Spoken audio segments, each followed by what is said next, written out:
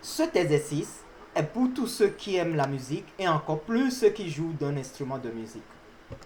Donnez de l'énoncé.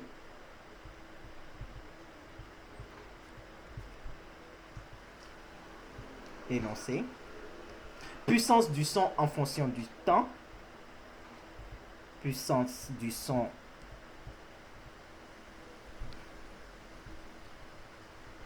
en fonction du temps. F de t égale à 100 exponentielle moins 0,12 t à t égale à 0. F de 0 égale à 100. Déterminons les variations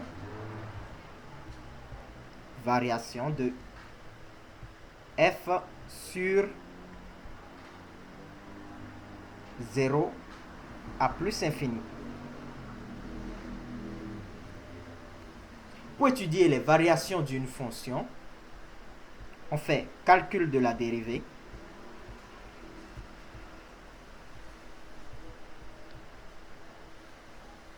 Signe de la dérivée.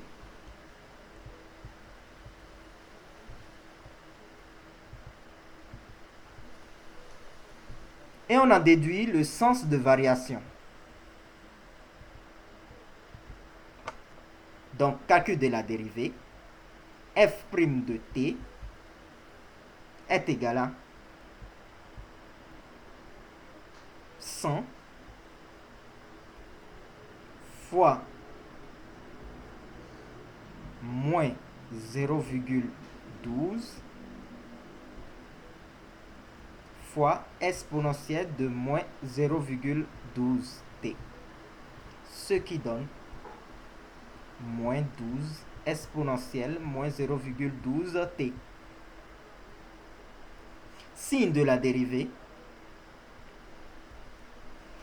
Dans le cours sur l'exponentielle, on sait que quel que soit x appartenant à r, la fonction exponentielle est toujours supérieure à 0. Donc, exponentielle moins 0,12 t supérieur à 0. Et en lui multipliant un nombre négatif, moins 12t, donc moins 12 exponentielle moins 0,12 t est inférieur à 0. Et on sait donc que f' de t est inférieur à 0. F est donc strictement décroissant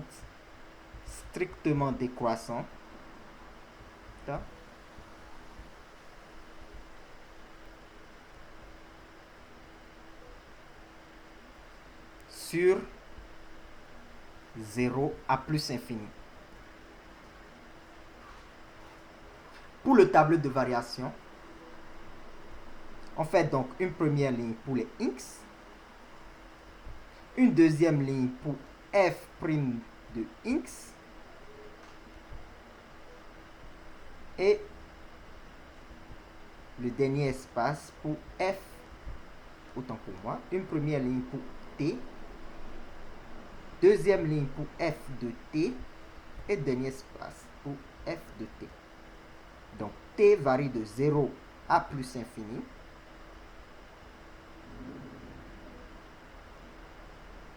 Et f de t, pareillement, est négatif. Et donc, f de t va de, pour 0, f de t est égal à 100. Il décroît jusqu'à la valeur qui est ici, qu'on remplacera par la limite. Donc, la valeur de f de t en plus infini est limite quand t tend vers plus infini de f de t qui est égal à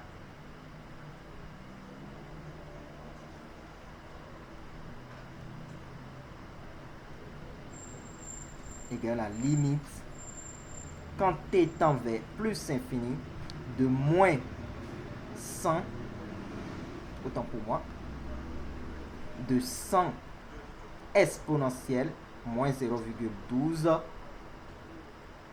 t. C'est-à-dire qui est égal à 0, car limite quand st tend vers plus infini de exponentielle moins 0,12 t est égal à 0 et 0 fois 100 est égal à 0.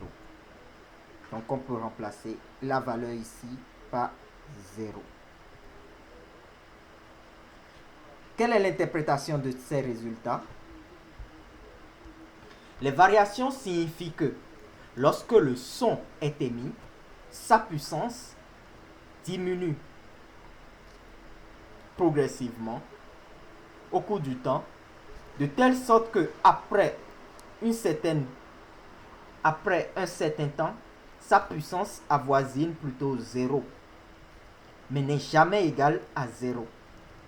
Ça veut dire interprétation,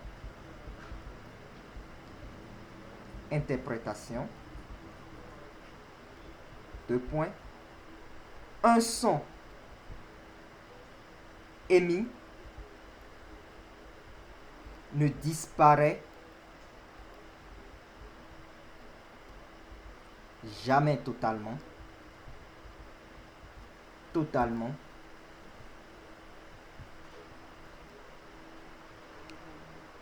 mais diminue juste d'intensité.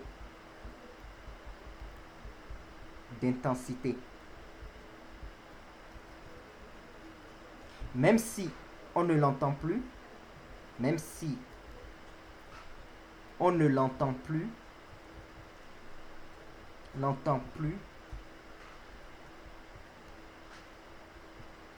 ou qu'on n'arrive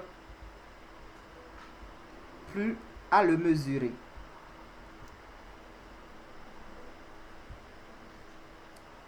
Question 3. La puissance du son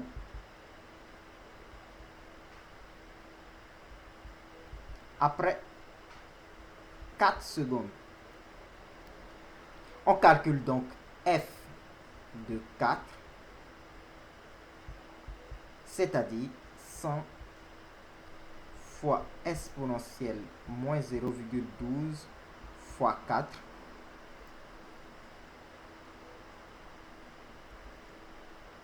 qui, avec la calculatrice, nous donne 61,9 watts.